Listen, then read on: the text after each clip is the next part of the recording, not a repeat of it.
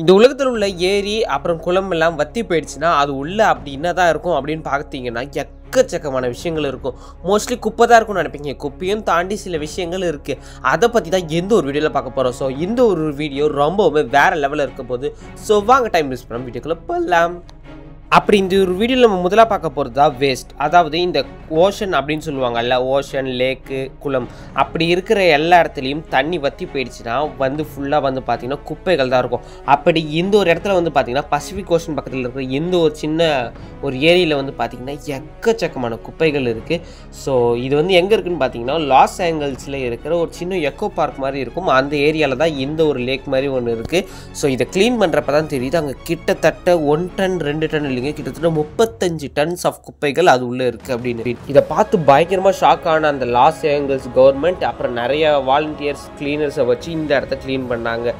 அங்கே ஏன் அவ்வளோ குப்பை பார்த்தீங்கன்னா அந்த குளத்து பக்கத்துலேயே நிறைய பேர் நிறைய குடிசைகள் மாதிரியெல்லாம் போட்டு வாழ்ந்துக்கிட்டு இருந்தாங்க. ஸோ அவங்களுக்கு டெய்லி வர வேஸ்டஸ், குப்பைகள், கழிவுகள் எல்லாத்தையுமே அந்த குளத்திலே போட்டாங்க. எக்கச்சக்கமான குப்பைகள், எலக்ட்ரானிக்ஸாக இருக்கட்டும், மெடிக்கல்ஸாக இருக்கட்டும், அவங்க டெய்லி யூஸ் பண்ணுற பொருட்கள் மாதிரி எக்கச்சக்கமான குப்பைகளை போட்டு அந்த இடத்தையும் ரொம்பவும் நாசம் பண்ணிட்டாங்க.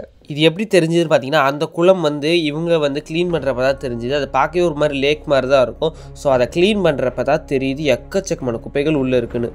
ஸோ க்ளீன் பண்ணி முடிச்சதுக்கப்புறம் கொஞ்சமாச்சும் க்ளீனாக இருந்தது. ஆனால் என்ன சொன்னாங்க, நீங்கள் தள்ளி எங்கேயாவது வீடியோ எடுத்துகிட்டு போயிடுங்க, நீங்கள் பக்கத்தில் இருந்தீங்கன்னா எக்கச்சக்கமான குப்பைகள் அது உள்ளே போடுவீங்க, அதுக்கப்புறம் மறுபடியும் தண்ணி ரொம்பவுமே மோசமாயிடும் அப்படின்னு. இந்த வீடியோவில் நம்ம ரெண்டாவதாக பார்க்க போகிறது வெப்பன்ஸ். அதாவது ஒரு கிரிமினல் என்ன பண்ணியிருக்காங்கன்னு பார்த்தீங்கன்னா ஒரு சின்ன ஒரு மர்டர், அதாவது ஒரு சின்ன கொலை மாதிரி செஞ்சுட்டு அதுக்கப்புறம் அவன் எடுத்துகிட்டு வெப்பன்ஸ், கன்னு, அதுக்கப்புறம் கத்தி தூக்கிட்டு ஒரு பெரிய குளத்தில் போட்டுட்டாங்க. ஸோ இந்த குளத்தில் போட்டதை மட்டும் யாரோ ஒருத்தவங்க பார்த்துட்டாங்க. ஸோ இதுக்கப்புறம் அந்த கிரிமினல் எங்கேயோ தப்பிச்சு போயிட்டா. ஸோ கடைசியாக டெஸ்டினேஷன் பார்த்தீங்கன்னா எந்த ஒரு குளம் கிட்டதா. அதுக்கப்புறம் போலீஸ் சும்மா விடுவாங்களா, இந்த குளத்தையே க்ளீன் பண்ணணும்னு சொல்லி இதில் இருந்த முக்கியமான அந்த தண்ணி எல்லாமே வெளியேற்றிட்டு அதுக்கப்புறம் சர்ச் பண்ணப்போ தான் அவங்களுக்கு கிடச்ச ஒரு பயங்கர ஷாக்கிங்கான ஒரு பெரிய பொருள் தான் ஒரு பிஸ்டல் கன்னும் அப்புறம் ஒரு ரத்த படிஞ்ச ஒரு கத்தியும். இதை பார்த்து பயங்கர ஷாக்கான அந்த ஒரு போலீஸ் மற்றும் மீடியாவுக்கு யாரோ செமையாக அடிபட்டிருக்காங்க அப்படின்னு தெரியுது. ஆனால் அந்த கிரிமினலை பிடிச்சாங்களோ இல்லையோ, இந்த பிஸ்டலையும் கத்தியும் பிடிச்சாங்க. ஆனால் கை ரேகை ஏதோ ஓரளவு தான் அவங்களுக்கு கிடச்சிருக்காங்க. இதை வச்சு அவங்க சர்ச் பண்ணிக்கிட்டு இருக்காங்க. சரி, அந்த தண்ணி வற்றுனதுக்கப்புறம் அந்த இடத்த என்ன தான் பண்ணுவாங்கன்னு கேட்டிங்கன்னா, சில நேரத்தில் அந்த இடத்துல திடீர்னு பாலம் கட்டினாங்கன்னா அந்த இடம் தண்ணி இல்லாமல் இருந்தால் தானே பாலம் கட்ட முடியும். ஸோ அதுக்காக தூண் போடுற வேலையெல்லாம் அதில் ஸ்டார்ட் பண்ண ஆரம்பித்தாங்க. அப்புறமா அந்த வெப்பன்ஸில் இருக்கிற கைரேகையை வச்சு எப்படியோ கடைசியாக அவனை அந்த கிரிமினலை பிடிச்சிட்டாங்க போலீஸ். அடுத்து இந்த ஒரு வீடியோவில் மூணாவதாக பார்க்க போகிறது கேனல் செயின்ட் மார்ட்டின். பாரிஸில் 2016 அப்போ கிட்டத்தட்ட 15 வருஷத்துக்கு முன்னாடி க்ளீன் பண்ண ஒரு இடத்த திரும்பி க்ளீன் பண்ண போது அந்த ஒரு கவர்மெண்ட். ஸோ அது பார்த்திங்கன்னா ஒரு ஃபேவரட்டான ஒரு டூரிஸ்ட் பிளேஸாக இருந்தது நிறைய பேருக்கு. அந்த இடம் பார்க்க ரொம்பவுமே தண்ணியோட அழகாக இருக்கும். ஸோ அது தண்ணி வெளியில் எடுத்ததுக்கப்புறம் தான் தெரிஞ்சுது அந்த இடம் எப்படி இருக்குன்னு பார்க்க. எக்கச்சக்கமான குப்பைகள், அதுலேயும் முக்கியமாக அங்கே கிடச்ச மிகப்பெரிய விஷயங்கள் என்னென்னு பார்த்தீங்கன்னா பைக். அதுவும் 1-2 பைக் இல்லை, கிட்டத்தட்ட 100 கணக்கான பைக். ஸோ டூரிஸ்ட் எங்கேயோ தெரியாமல் இந்த தண்ணி உள்ளே போட்டாலும் பரவாயில்ல, இன்னும் ஆக்சிடென்ட் ஆகி உள்ளே இருந்தாலும் பரவாயில்ல, எப்படியோ பைக் போய் மாட்டிக்கிச்சு. அவங்க திரும்பி எடுக்கக்கூட இல்லை. கிட்டத்தட்ட 100 கணக்கான பைக் அங்கே இருக்குது. அது மட்டும் இல்லாமல் க்ளீன் பண்ணுறப்ப கிடைக்கிற நிறைய பொருட்கள் குப்பைகளாக இருந்தது. குட்டி குட்டி இரும்பு, பிளாஸ்டிக்ஸ். அது மட்டும் இல்லாமல் அவங்களுக்கு கிடச்சது நல்லா தண்ணியிலே வீணாக போன ஃபோன் கிடச்சிருக்கு, அப்புறம் கேமரா, அப்புறம் இரும்பு பொருட்கள், அப்புறம் குட்டி குட்டி ஆர்னமெண்ட்ஸ். ஆனால் கோல்டு, சில்வர் அதெல்லாம் கிடைக்கல. இதெல்லாம் பார்த்தீங்கன்னா 2001 இவங்க இந்த இடத்த க்ளீன் பண்ணுறப்ப கிடச்சிருக்கு கிட்டத்தட்ட 40 டன் ஆஃப் குப்பைகள் கிடச்சிருக்கு. ஸோ இது ஒரு ஹைடெக்கான ஒரு இம்பார்ட்டன்ட் சிட்டியாக இருந்திருக்கு பாரிஸில். ஸோ அப்படிப்பட்ட பாரிஸில் டூரிஸ்ட் எக்கச்சக்கமான பேர் இதில் பொருள் தொலைச்சிருக்காங்கன்றது இப்போ தெரியுது.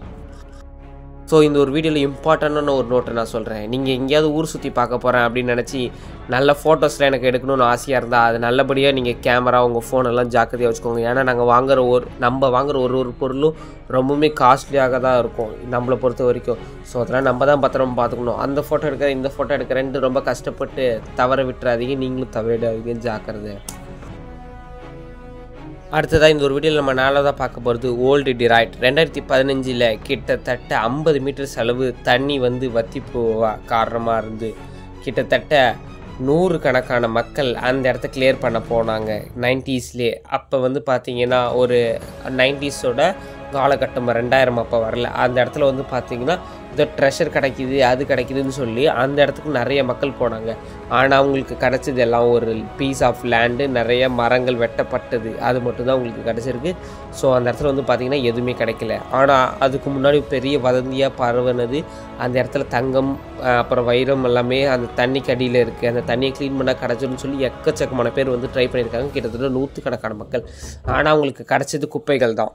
ஆனால் எப்பயுமே நம்ம ஒன்று தேடி போனால் நம்ம தேடி போகிற ஒரு விஷயம் சில பேருக்கு மட்டும் தான் கிடைக்கும், சில பேருக்கு கிடைக்காது. ஆனால் அதையும் தாண்டி அவங்களுக்கு கிடச்சது குப்பைகள் தான். அப்படி அந்த குப்பைகளை வச்சு அவங்களால ஒன்றும் பண்ண முடியல, கடைசியில் எல்லாம் வேஸ்ட்டு தான். அடுத்ததாக இந்த ஒரு வீடியோவில் நம்ம 5ஆவதாக பார்க்க போகிறது கார் வித் பாடிஸ். அதாவது இந்த ஒரு வீடியோலேயே ரொம்பவுமே மோசமான ஒரு பெரிய சம்பவம்னா அது இதுதான்.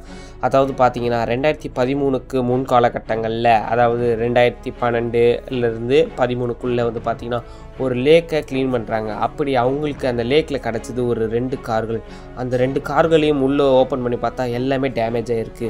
ஆனால் அதோட ஒரு ஷாக்கிங்கான விஷயம், அந்த ஒரு காரில் இருந்த ஒரு 6 உடல்கள், அதாவது இந்த 6 உடல்களும் ரொம்பவுமே அழுகி போன நிலையில் கிடைக்கிது. இதை பார்த்த போலீஸ் அண்ட் ப்ரெஸ்ஸுக்கு பயங்கரமான ஷாக். எப்படி இந்த கார் வந்து இந்த தண்ணிக்குள்ளே விழுந்தது, அதுவும் 6 பேர் இருக்காங்க, இதை பற்றி எந்த கேஸுமே ரிஜிஸ்டர் ஆகலையா, இது ஏன் யாரும் பார்க்கல, இவ்வளோ பேர் விழுந்திருக்காங்க, இது யாராவது இவங்களோட சொந்தக்காரங்க வந்து கேட்கலையா அப்படின்னு கேட்டப்ப எந்த கேஸுமே ரிஜிஸ்டர் ஆகலை. ஆனால் இதை பற்றி கொஞ்சம் விசாரிக்கிறப்ப தான் தெரியுது, கொஞ்சம் வருஷத்துக்கு முன்னாடி ஒரு 6 பசங்க காணா போயிருக்காங்க. அது மட்டும் இல்லாமல் இன்னொரு கேஸில் வந்து பார்த்திங்கன்னா ஒரு பெரிய ஒரு ஆள், அதாவது அவருக்கு ஒரு 30 வயசு இருக்கும், அவரும் அவர் ஃப்ரெண்ட்ஸும் வந்து ட்ரிப்பு போகிறேன்னு சொல்லிட்டு போனவங்களும் காணோம். ஸோ அப்போ விழுந்த கேஸ், அதாவது இதெல்லாம் வந்து பார்த்திங்கன்னா இயர்லி 80ஸ்லேருந்து 90ஸ்குள்ளே நடந்திருக்கு. ஆனால் இது கார்களை கண்டுபிடிச்சது 2012 காலகட்டங்களில். ஸோ அப்போ அந்த 2 கேஸுமே ரிஜிஸ்டர் ஆகிருக்கு. ஸோ அப்போ அந்த கேஸை வந்து யாருமே சால்வ் பண்ணல, அந்த எங்கேன்னு யாரும் தேடல. கடைசியாக பார்த்தீங்கன்னா இந்த 2012 இந்த 2 கார்களில் வந்து பார்த்தீங்கன்னா கிட்டத்தட்ட 6 பேர் இருந்திருக்காங்க. ஸோ இப்போ தான் தெரியுது அப்போ காண போனவங்க தான் இப்போ இருக்கிறவங்க அப்படின்னு. ஆனால் இது ஒரு டீனேஜர் கும்பலா இல்லைன்னா இந்த பெரிய ஆள் கும்பலான்னு தெரியல. ஏன்னா அந்த காருக்குள்ளே இருக்கிற பாடிஸ் வந்து கிட்டத்தட்ட பல வருஷ கணக்காக தண்ணியிலே ஊறி போய் ரொம்பவே மோசமாக தான் இருந்துச்சு. அடுத்ததான் இந்த ஒரு வீடியோவில் நம்ம 6ஆவதாக பார்க்க போகிறது World War II வெப்பன்ஸ். அதாவது ஒரு லேக்கோ இன்னும் ஒரு குளமோ ஏதாவது ஒன்று இருக்கட்டும். 2013 அப்போ ஒரு பெரிய சண்டை நடந்திருக்கு உக்ரைனுக்கும் ரஷ்யாவுக்கும். அப்போது பக்கத்தில் இருக்கிற லேக்கு குளத்துலலாம் வந்து பார்த்திங்கன்னா எக்கச்சக்கமான சண்டைகளோட தாக்கம், அதாவது நிறைய பேர் வந்து இந்த இடத்துல வந்து கொஞ்ச நாள் இருந்திருக்காங்க. ஸோ அப்படி இருக்கிறப்ப அந்த இடம், அதாவது இப்போதைய காலகட்டங்களில் வந்து பார்த்திங்கன்னா அப்போ சண்டை நடந்து முடிஞ்சிடுச்சு. ஸோ அப்போ இருக்கிற சில வேஸ்ட்டு வெப்பன்ஸ் எல்லாமே பார்த்திங்கன்னா இப்போது சமீபத்தில் க்ளீன் பண்ணுறப்ப கிடச்சிருக்கு. ஸோ அந்த வெப்பன்லாம் பார்க்க ஒன்று பயங்கரமாக இருக்குது. ஆனால் ஒரே ஒரு பெரிய வெப்பன் தான் கிடச்சிருக்கு, ரொம்பவுமே வெயிட்டாக இருந்திருக்கு. இதை தூக்கவே 2 ஆளுங்க தேவையாக இருந்திருக்காங்க. ஸோ அப்போ இந்த ஒரு வெப்பனே இப்படி இருக்குது. அப்போ எக்கச்சக்கமான வெப்பன்ஸ் வந்து ஒரு ஊர்லேருந்து இன்னொரு ஊருக்கு போட்டிருக்காங்கன்னா அது எவ்வளோ பெருசாக இருக்கும், பார்க்கவே ரொம்பவுமே பயங்கரமாக இருக்குல்ல. ஆனால் எனக்கெல்லாம் என்ன தோணுதுன்னு பார்த்தீங்கன்னா இதை எடுத்துகிட்டு போய் கைலங்கடையில் போட்டால் எவ்வளோ கிடைக்கும் அப்படின்னு தான் தோணுது. ஸோ உங்களுக்கு என்ன தோணுது அப்படின்றத கமெண்ட் பண்ணுங்கள். வாய் வேறு ரொம்ப குளருது, என்னன்னு தெரியல. ஸோ ஓகே, ஒரு இன்னைக்கான வீடியோ முடிஞ்சிச்சு. இந்த வீடியோ பிடிச்சா லைக் பண்ணி ஷேர் பண்ணி மறக்காம நம்ம சேனலை சப்ஸ்கிரைப் பண்ணுறேன். இன்னொரு சூப்பர்பான வீடியோவில் வந்து பார்க்குறேன். Tata, bye bye, see you.